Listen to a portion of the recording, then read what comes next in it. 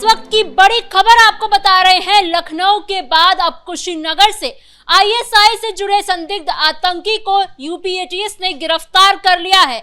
आपको बता दें, इस आतंकी के पास से बम बनाने का सामान और जिहादी साहित्य बरामद किए गए हैं। ये आतंकी 2015 से आईएसआई से जुड़ा हुआ है और भारत में इस आतंकी संगठन के लिए रिक्रूटमेंट का काम भी संभालता था। इस पर और जानकारी के लिए मेरे साथ मौजूद है मेरे सहयोगी नीतीश ठाकुर। सर, कल जब हमने देखा कि यूपी एटीएस ने 4 आतंकवादियों को गिरफ्तार किया, आज फिर से एक आतंकवादी रिजवान को गिरफ्तार किया गया है। ये जो एक पूरा नेटवर्क चलता आ रहा है, जिसका खुलासा हो रहा है, ये क्या दिखाता है? देखिए, इस वक्त ये सारी की सारी जो तस्वीरें हमारे पास लगातार आ रही हैं, उत्तर प्रदेश से कल के दिन 4 आतंकियों का गिरफ्तार होना, जो कि लखनऊ से गिरफ्तार होते हैं। आज एक और आतंकी का गिरफ्तार होना जो आईएसआईएस के कनेक्शन के साथ पाया गया है। उससे पहले उत्तर प्रदेश के गाजियाबाद से 6 आतंकियों का गिरफ्तार होना, उससे पहले उसी गाजियाबाद से 4 और आतंकियों का गिरफ्तार होना, उसके बाद से दिल्ली एनसीआर के अलग अलग इलाकों में कुल मिलाकर के 20 से अधिक ऐसे लोगों का गिरफ्तार होना जो कहीं ना कहीं आईएसआई या फिर आईएसआईएस और या नहीं तो पाकिस्तान के किसी आतंकी संगठन के साथ कांटेक्ट में थे। तो ये सारा का सारा जो इस वक्त पैटर्न पता कर रहे हैं हम, उससे हमें सिंपल और सीधा यही पता चल रहा है कि पाकिस्तान इस वक्त हमारे देश भारत के खिलाफ एक बड़ी साजिश रचने का प्रयास कर रहा है। और इसी साजिश का एक कड़ी ये लड़का भी था जिसका नाम है रिजवान अली। अब रिजवान अली क्या करता था? अब मैंने आपको इसको लड़का बोल दिया तो ये मत समझिएगा कि बच्चा है। ये बच्चा नहीं, ये टाइम बॉम्ब है, मैं आपको बता दूं। और यही रिजवान अली आईएसआईएस के साथ कनेक्शन में साल 2015 से ही है। आईएसआईएस के लिए 2015 से ही काम करता है। मुंबई में जाकर के आतंकी जो तिहाड़ जेल में बंद थे उनसे जाकर के मुलाकात किया करता था। ये वैसे प्रवृत्ति का लड़का है। और उसके बाद आप देखिए कि इसको कुशीनगर से पुलिस वालों ने पकड़ा, उत्तर प्रदेश की पुलिस ने इसको अरेस्ट किया और उसके बाद से जब इसके पूरे कॉन्टैक्ट्स को खंगाला गया, फोन को खंगाला गया, तो पता चलता है कि ये टेलीग्राम के जरिए वही पैटर्न जो कि बीते सारे टेररिस्ट जितने भी पकड़े गए हैं भारत के अंदर, सबका वही पैटर्न है कि हर कोई टेलीग्राम के थ्रू ही पाकिस्तानी किसी ना किसी पेडलर के साथ जुड़ा हुआ है। और उसके बाद आप समझिए कि ये जो रिजवान था, टेलीग्राम के थ्रू भारत के अन्य इलाकों की जो कुछ संदिग्ध वीडियोस और फोटोज होती थी, जो आर्मी के कंटेनमेंट जोन होते थे, उन सारी जगहों की फोटो वीडियोस ये भी भेजा करता था। तो आप समझिए कि पाकिस्तान और आईएसआई ऑपरेशन सिंदूर के बाद से कितना ज्यादा बौखलाया हुआ है। बार बार पाकिस्तान के स्टेटमेंट से भी ये पता लगता है।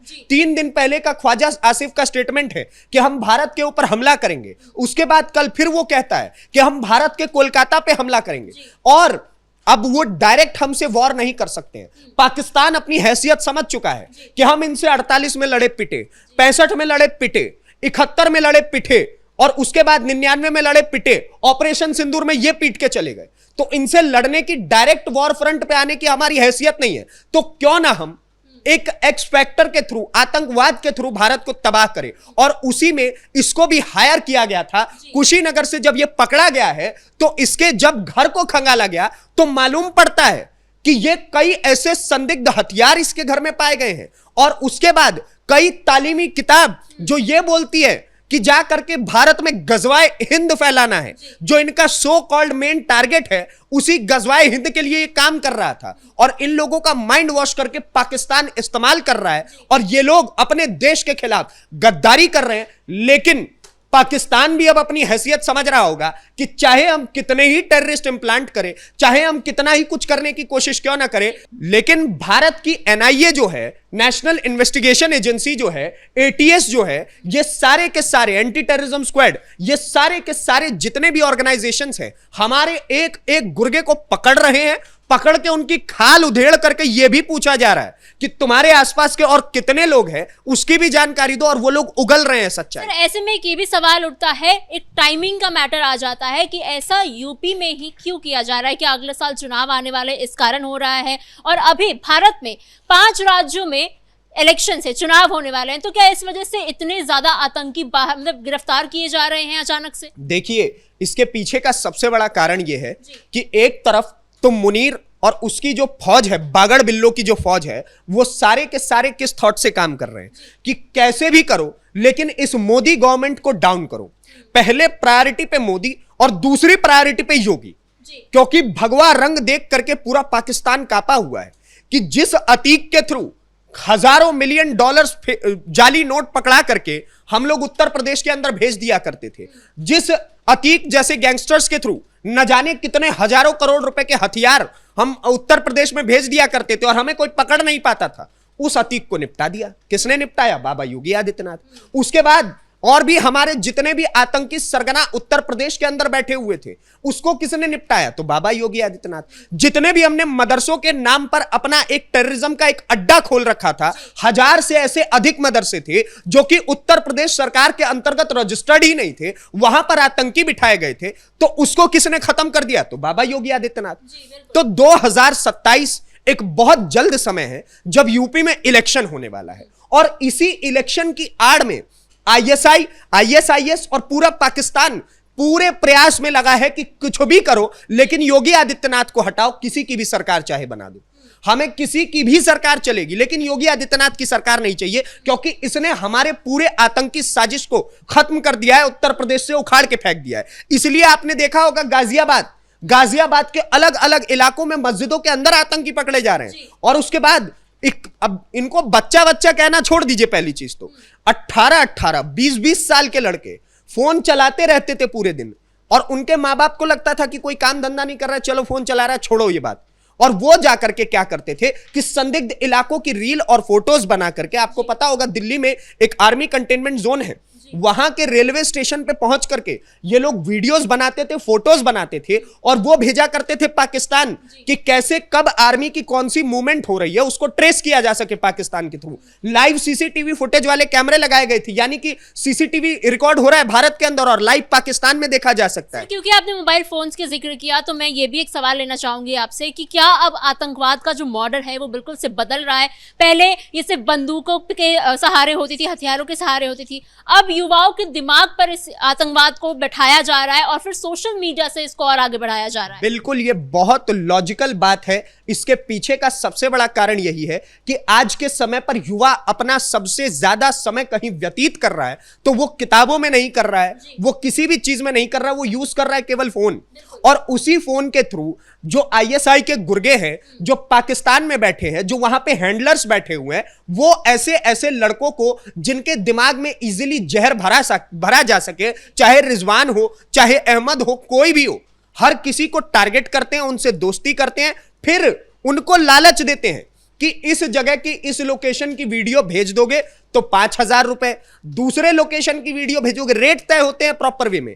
और ये लोग, ये जो जितने भी लड़के होते हैं, सारे के सारे पैसों के चार्ज में, पैसों की वजह से उन जगहों की वीडियोस फोटोज पाकिस्तान को भेज देते हैं। ये कितनी बेवकूफियत भरा काम है। तो ऐसे में एज एन पेरेंट्स हम लोगों को भी ध्यान रखना चाहिए, इनको भाई माँ बाप को सबसे अधिक ध्यान रखना चाहिए कि बच्चा फोन में क्या कर रहा है, किसी आतंकी संगठन के साथ जुड़ करके यही काम तो नहीं कर रहा है, आज रिजवान है कल कोई और हो सकता है। तो पहली चीज तो इस पे फोकस करिए, और दूसरी चीज कि इस वक्त आप समझिए पूरे भारत के खिलाफ एक आतंकी युद्ध छेड़ रखा है पाकिस्तान ने।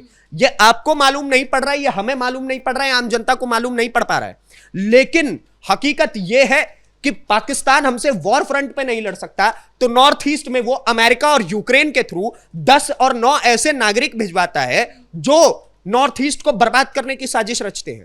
बांग्लादेश के थ्रू अभी आपको पता होगा कि दिल्ली में एक ऐसा आतंकी पकड़ा गया जो लगभग 30 साल से आतंकी सरगना बनकर के बैठा हुआ था, और उसने यह प्लान कर रखा है कि पूरे भारत में एक नया टेररिस्ट ऑर्गेनाइजेशन खोला जाए, क्योंकि PFI का तो भाई गर्दन काट के रख दी नरेंद्र मोदी गवर्नमेंट ने, खत्म करके रख दिया, उखाड़ के जड़ से फेंक दिया है PFI। उसके अलावा आप और कोई ऑर्गेनाइजेशन लीजिएगा, जो आतंकी ऑर्गेनाइजेशंस होते हैं सबको उखाड़ करके नरेंद्र मोदी की और योगी आदित्यनाथ की सरकार ने फेंक दिया है बाहर। तो अब ऐसे में एक नया आतंकी कॉन्टैक्ट ये बनाने की साजिश रच रहे हैं, एक नया आतंकी ग्रुप होगा, एक नई आतंकी सोच होगी, और पूरे भारत को धीरे धीरे करके दहलाया जाएगा।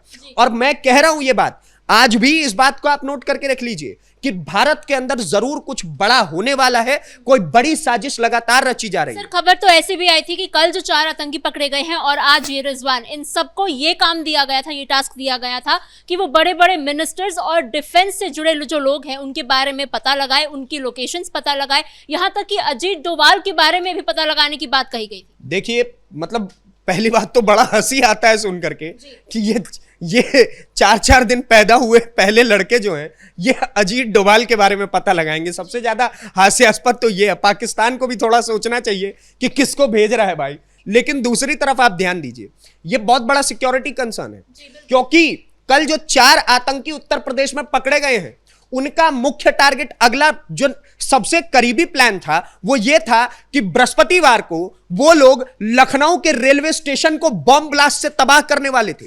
वो तो उत्तर प्रदेश की एटीएस ने फटाक से उन्हें पकड़ लिया, जिस वजह से आज इतनी बड़ी घटना होते होते टल गई।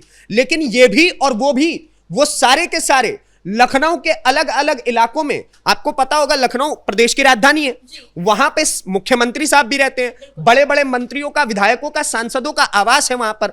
तो कब कौन कितने बजे जाता है, कब कौन कितने बजे घर से निकलता है, यह पूरी प्लानिंग और प्लॉटिंग के साथ पता करने का प्रयास किया जा रहा था और फिर उन सारे नेताओं को टारगेट किया जाता। यह सारे के सारे आतंकियों का प्लान है। लेकिन एक बात समझ लीजिए, ये वो पुराना भारत नहीं है 2014 से पहले का, कि कभी दिल्ली में फट रहा है, कभी बॉम्बे में फट जा रहा है बम, कभी गुजरात में फट जा रहा है, कभी कोई अक्षरधाम मंदिर पे कब्जा हो जा रहा है टेररिस्टों का, कभी कोई प्लेन हाईजैक कर लिया जा रहा है। अब ये स्थिति परिवर्तित हो चुकी है। अब अगर एक छोटा सा बॉम्ब ब्लास्ट हो भी जाता है, कचड़ा का डिब्बा भी अगर भारत के अंदर फट जाएगा, तो पाकिस्तान के अंदर भारतीय सेना घुस करके उनके 400 आतंकियों को मारेगी और वो लॉस वो लोग बियर नहीं कर सकते हैं। आपको पता होगा कि किस प्रकार से हाफिज सईद का पूरा नेटवर्क ऑपरेशन सिंदूर में खत्म हो गया है। 300 से ज्यादा उसके लोगों को मार दिया गया। उसके परिवार में छोटे छोटे बच्चों से लेकर के जितने भी नाती पोते, बेटे, चाचा, फूफा, सब के सब निपटा दिए गए हैं। तो ऐसे में ये पूरा का पूरा जो टारगेटेड कनेक्शन है उसको निपटाने का काम आज के टाइम पे भारतीय सेना कर रही है। और पाकिस्तान अब ये अपनी हैसियत समझ जाए या इसको एज एन चैलेंज ले ले कि खबरदार जो हमारे भारत की तरफ देखा भी तो। जी सर, इन तमाम जानकारियों के लिए धन्यवाद। तो कुल मिला के कल भी 4 आतंकियों को यूपी एटीएस ने गिरफ्तार किया और आज फिर से रिजवान नाम के इस आतंकी को गिरफ्तार किया गया है। ये काफी लंबे समय से आईएसआई के संपर्क में था और भारत की जानकारियां पाकिस्तान भेजा करता था और उनके लिए यहाँ भारत में रिक्रूटमेंट का काम भी संभाला करता था। ऐसे में और भी आगे जानकारी मिलने वाली है जो हम आप तक जरूर पहुंचाते रहेंगे। फिलहाल इस ब्रेकिंग में इतना ही। कैमरा पर्सन राजकुमार के साथ मैं समीक्षा तिवारी, कैपिटल टीवी उत्तर प्रदेश।